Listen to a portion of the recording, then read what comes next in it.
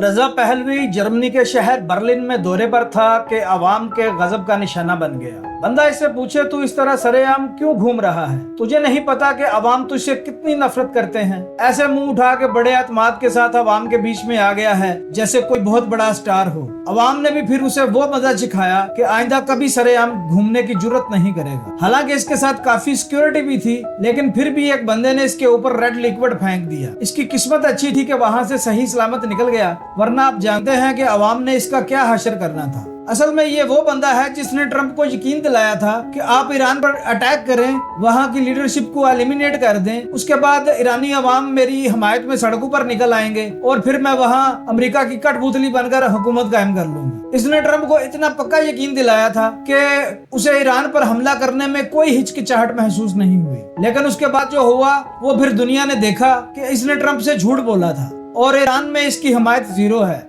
बाद में ट्रंप ने भी फिर इसे लिफ्ट नहीं कराई। ट्रंप ने इसे कह दिया था कि तू बंदा अच्छा है लेकिन ईरान में हुकूमत बनाने के लायक नहीं।